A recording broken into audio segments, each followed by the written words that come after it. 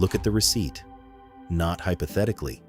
Think about the last time you stood in a grocery aisle and put a tub of protein powder in your cart. Think about the hemp hearts in the small bag beside the quinoa, the specialty cooking oil in the dark bottle, the plant-based milk your family switched to last year. Add it up. Most households running a health-conscious grocery list are spending between $40 and $60 a month on products that are, at their core, nutritional fragments.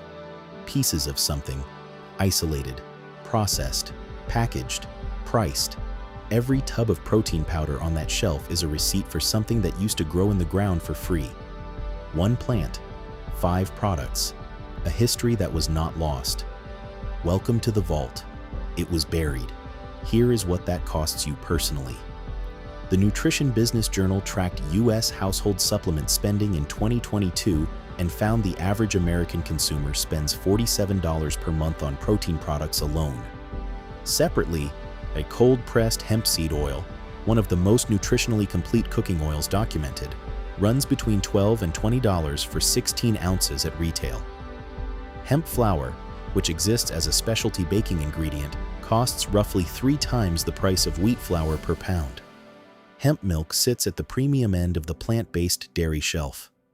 Hemp fiber, now re-entering the textile market, is priced as a boutique material.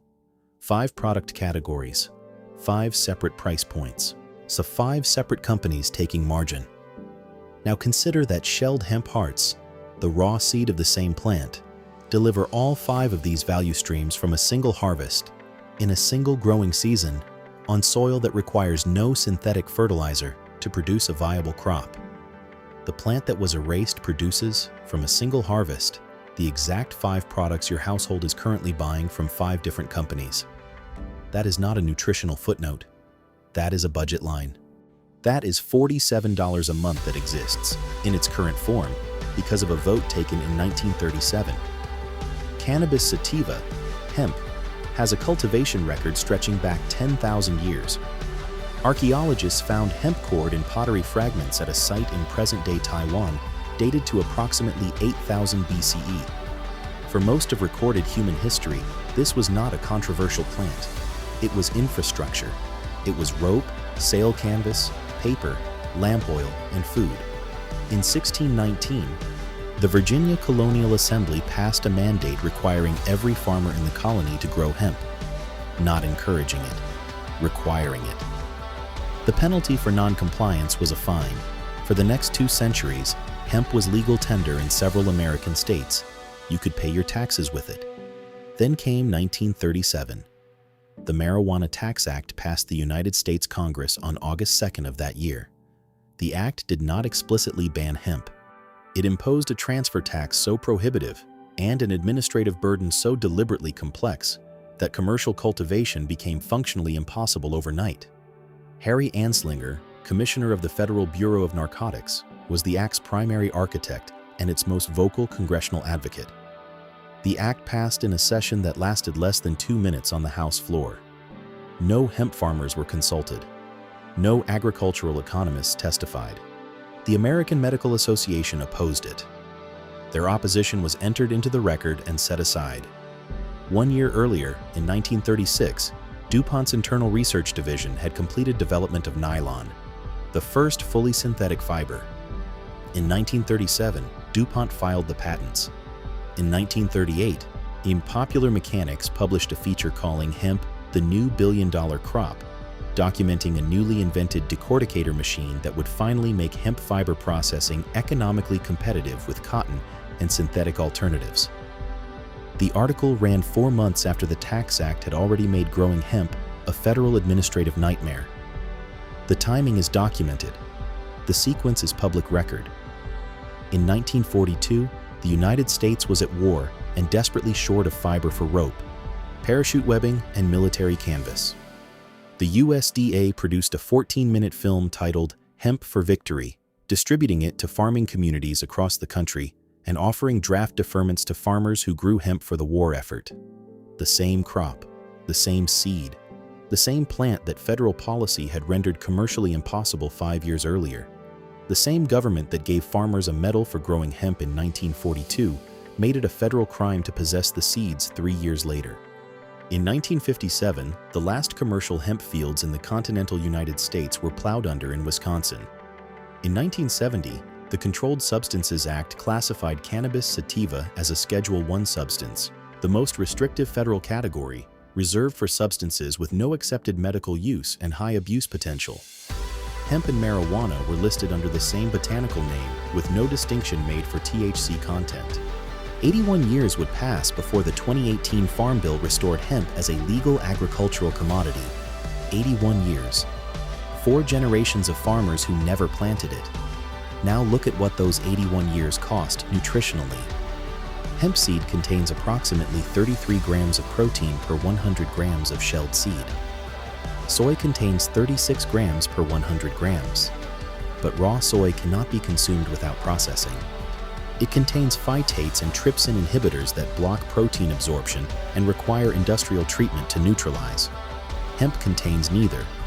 A 2010 study published in the Journal of Agricultural and Food Chemistry measured hemp protein's digestibility using the Protein Digestibility Corrected Amino Acid Score, the standard metric used by the WHO and FAO for evaluating protein quality. Hemp scored comparably to soy when measured against actual bioavailability, not raw content. And the distinction matters. Soy requires a factory. Hemp requires a harvest. Hemp is a complete protein. All 9 essential amino acids are present in the seed, the amino acids the human body cannot synthesize and must obtain from diet. This is not common in plant sources. Most plant proteins are incomplete. Hemp is not. The omega ratio is 1:3. Hemp oil's ratio of omega-3 to omega-6 fatty acids sits at approximately 1:3, which the World Health Organization identifies as the optimal range for cardiovascular support. Most Western diets run between 1:15 and 1:20. A 1993 study in the Journal of Nutritional Biochemistry documented hemp oil's gamma-linolenic acid content, a specific omega-6 compound the body uses for anti-inflammatory regulation that is absent from most common food oils.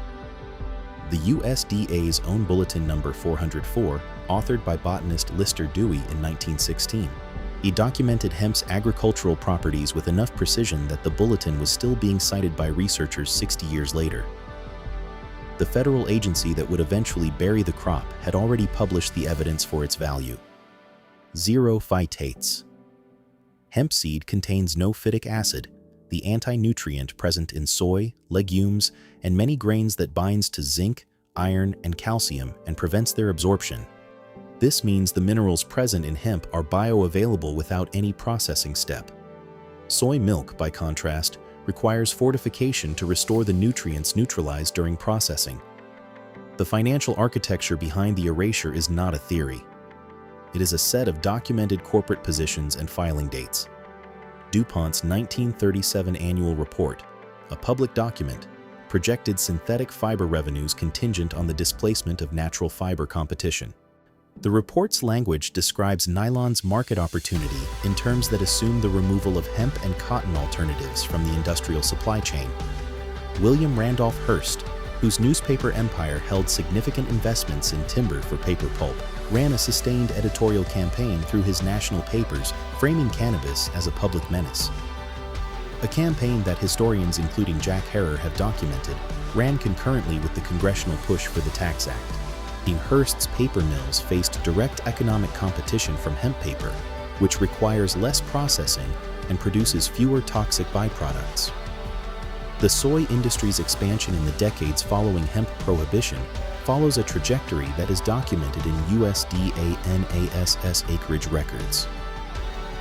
U.S. soy cultivation stood at 1.8 million acres in 1940. By 2020, it had reached 83 million acres, making the United States the world's largest soy producer. Soy became the default plant protein in American food manufacturing, in infant formula, livestock feed, processed food, and the supplement industry, during the exact window in which hemp was federally prohibited. These are correlating data points, not a proven causal chain. But the question they raise is specific and answerable. If hemp outperforms soy on digestibility, grows in half the time, and requires no herbicide application.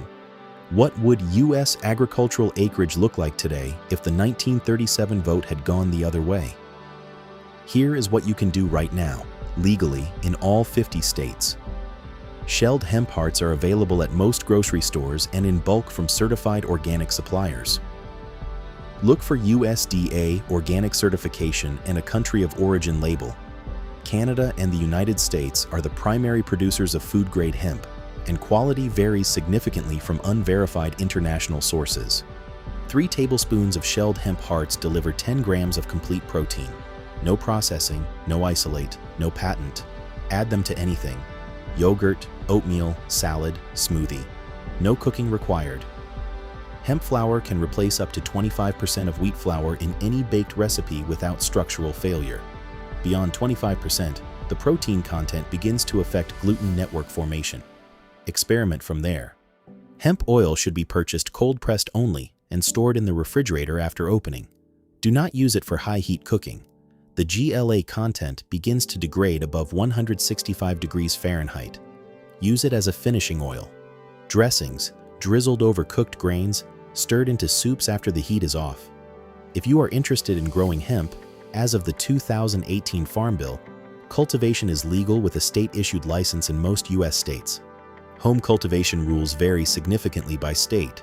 Check with your state's Department of Agriculture before planting, as licensing requirements and permitted acreage differ widely. Hemp grows in most temperate climates, requires no pesticides when planted at sufficient density, and is documented by the USDA as a soil remediation crop. It draws heavy metals from contaminated soil, a property called phytoremediation that has been studied at contaminated industrial sites in Europe since the 1990s. This video does not constitute nutritional or medical advice.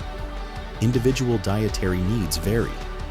Anyone managing a health condition should discuss dietary changes with a qualified practitioner before making substitutions. That last sentence is required by the world we live in. Hold that fact quietly for a moment. Go back to the receipt.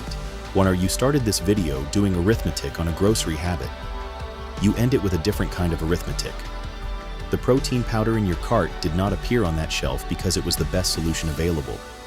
It appeared there because the better solution was removed from the food supply in a 2-minute congressional session attended by no farmers, opposed by the American Medical Association, and timed to coincide with the filing of a synthetic fiber patent. The tub is not a product.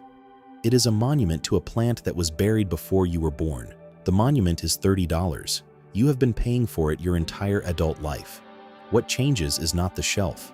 The shelf stays exactly as it is. What changes is your ability to read it. You can see now what the shelf is made of, not just ingredients, but decisions, legislative sessions, patent dates, acreage statistics from 1940. The shelf is legible now in a way it was not 40 minutes ago. That is not a small thing. The legibility is the beginning of every decision that follows. Share this with the person in your life who is buying protein powder on a budget, because they deserve to know what they're actually paying for. Not as a consumer tip.